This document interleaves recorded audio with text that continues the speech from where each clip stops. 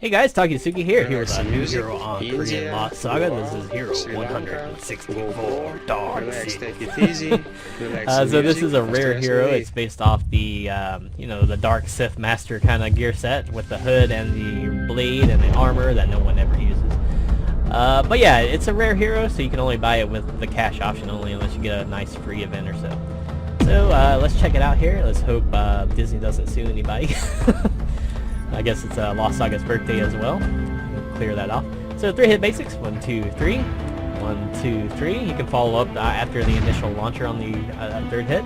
And you can do that up to 2 times when you have a juggle. When you get a juggle, you can only launch back once. It puts them behind you. The initial hit on the ground, of course, picks up. And then you'll get the air decay after the initial air juggle. So, pretty nice juggles there. Unfortunately, this is deflectable. So you think a lightsaber would not be deflectable by ice or anything, but it is. It is deflectable. I guess the trader guy, the FN whatever TR8 whatever, I don't even know that guy's name. He can deflect it, so can ice and stuff in Lost Saga. But yeah, you can use your hold D off your basics. You can do it in between, and this can work to extend your combos and juggles and stuff. So we'll go ahead and cover the hold D right now. Your hold D will utilize your 80 meter passive. Your passive meter goes up to 80. When you trigger your hold D, you'll summon this little dome around you. It will rapidly deplete your passive bar, and when you release the passive, it will automatically consume 20 meter of passive. You need 40 meter of the passive to trigger the hold D. So it does recharge a little bit slowly too, but it can be worth it. It can be worth it. So you can grab someone, and then you can let them go and carry them around a little bit. And slam them down, edge them, what have you. Another trick with this is you can actually drag them into you and then juggle into that and work pretty good off that. And you can also hit your jump key in order to slam them down, but this will automatically put you into the airborne state, and then you'll be able to do your air attacks and stuff, which is okay. It goes into your juggles as well. A lot of juggle options on Dark Sith. The catch with some of this is that you can't do a quick trigger. A quick trigger will let someone retaliate. So I know Def K doesn't retaliate, but surprisingly, the robots in the HQ actually have an air attack. So let's go ahead and show this here. So if you let go too quick, it's going to let them retaliate. So you can see that robot actually did a jump attack on me because I let go too soon. I could probably hit him out of that, but he does have the option of hitting me. So it's better to play it safe than sorry. Let it pulse a second, and then you can gradually build up passive as well. The more passive you put into it, the farther someone's going to go, and that can work out really nice. Does the passive work in lag? So let's go to 2 Gens HQ and just check this out real quick. So a quick lag check with 2 Gen here. Let's see how it works. So you can see it kind of works. It kind of works.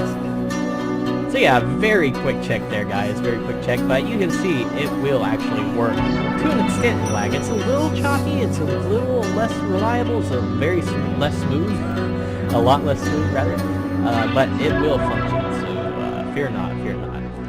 How does it work on a crowd, you ask? Let's go find out here. So it will gradually tick and pull up more and more people, and then you can slam them all down.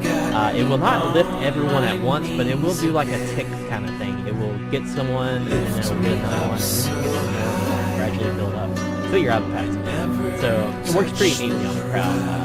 And again, it does work really nicely in your juggles. So you can do, when you get towards the end of your basic juggles, do this, pull them into you, juggle a little bit more, just work with that. It's probably better to do the air attack off that, because the air bounce will do not as much air damage. So yeah, passive very fun, but you gotta make it count, It's easy to land, but it's not always at the ready. It's not always at the ready. It comes back relatively quickly, but not always. So moving on to the dash attack. So 3-hit light dasher.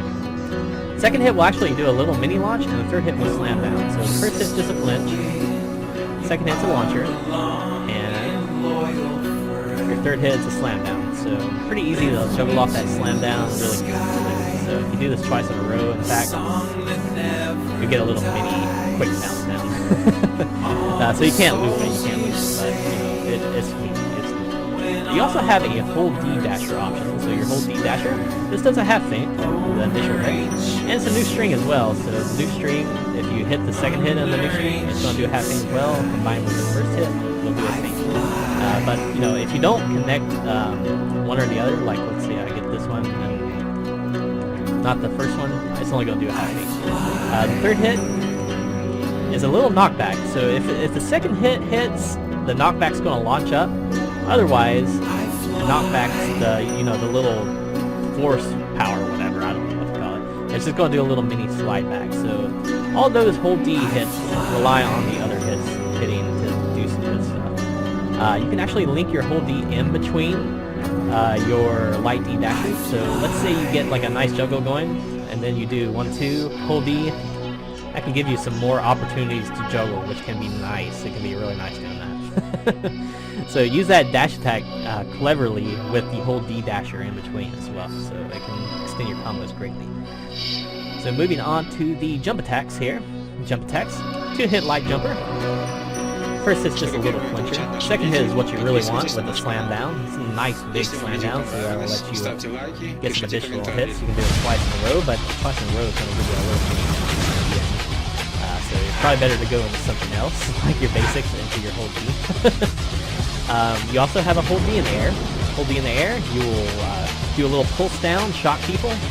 Not that much range on it. It looks like a lot more range than what it is, but it's got pretty decent range. I mean, it doesn't consume your passive or anything either. And you can hold D off this, but take a look here. They do get a passive debuff or an electric debuff after a while.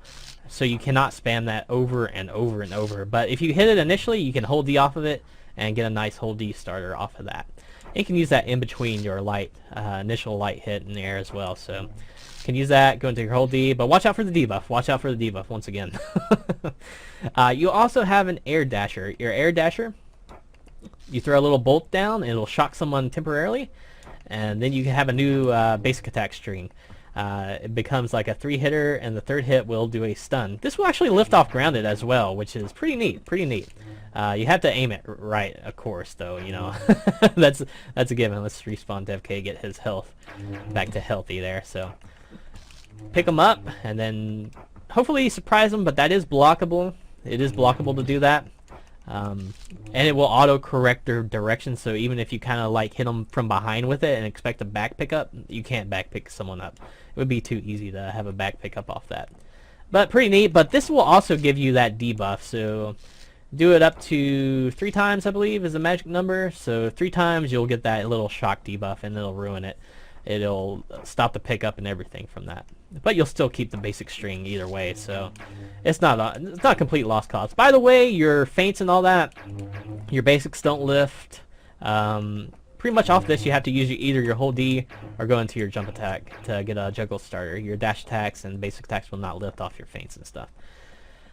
So moving on. So defensive properties on Dark Sith. You do have a counterattack. You step back and you use the force. You drag someone into you. They take a brief stun, and that means off that brief stun you can probably hold D and do some fun stuff off of that. So really nice counterattack. It reminds me of Cowboy, but actually useful. Well, more useful. I mean, Cowboy's counter isn't that bad, but you know, it probably is awesome now since he's an Evo now. I digress, so let's get into the skills here. Skills, weapon skill. This has multiple functions. If you just let it go, it'll shock someone, suspend them temporarily, and then drop them to the ground. Not really that hurt. But if you hit your attack key, you'll throw them back and away. That's your attack key. Your jump key will actually do fall damage, drop damage rather, and you can juggle off that. That's probably the ideal one to use, to be honest.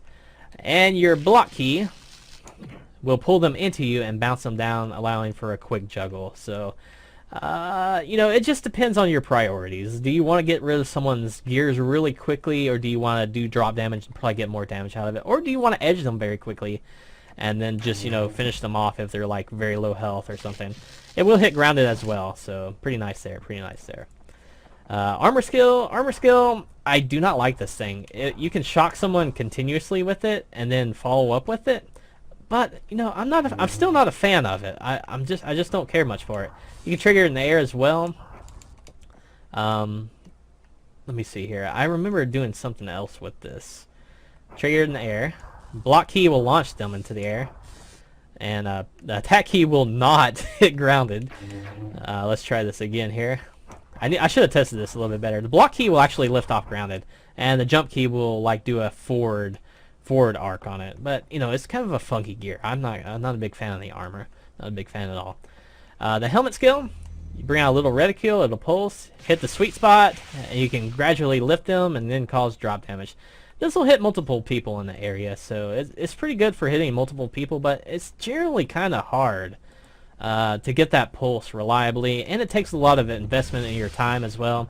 And if you screw up, it's pretty much done. You get really not much out of it if you screw up. It really requires some precise timing, but if you can time it well, it's actually worth it. But I don't care for the helmet either, to be honest. And the trinket skill, throw out your lightsaber, it'll spin around, and I am not good at aiming that thing, but you know, you can continuously hit someone with this, bring it through their body, and they'll continually get shocked. I am just not good at this thing. I am not good at this thing at all. Let's try it one more time. Let me try to not looks like so much like a scrub here. I'm already back at it. So there we go. There we go. Finally, I'm getting it a little bit. There we go. So it does pin someone down quite a while, and it can be a good setup for your teammates and stuff, but, you know, it's okay. It's okay. So, yeah, that's Dark Sith, guys. You know, great combo character, easy accessibility with the passive and everything. The passive is extremely powerful. I mean, you know, you can't get much better than that passive right there. It's crazy. It's crazy. Dash attack combos, all the combos in general are just off the chain. I mean, look at this business here. And then you can do the air dasher, you know. It becomes pretty intense. His combos are pretty long and pretty intense, and, you know, having that whole D during the process of all this can be nuts, It can be nuts. So, and unlike a lot of other passive kind of characters, your passive does charge while you're attacking and blocking and whatnot. So, pretty useful character. Pretty wild.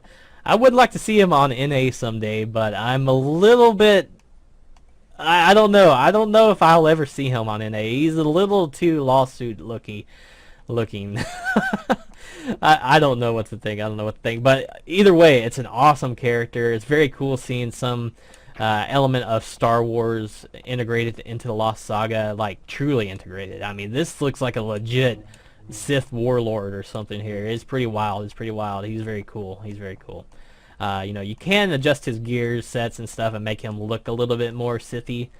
I'm not sure about all these little adornments or something. You know, Sith are kind of more minimalistic looking in my opinion. But, you know, it's not meant to be completely canon to like a Sith warrior. I'm nerding out a little bit. I digress, guys. So thank you guys for watching. Hopefully you guys enjoyed the video, and I hope to see you next time.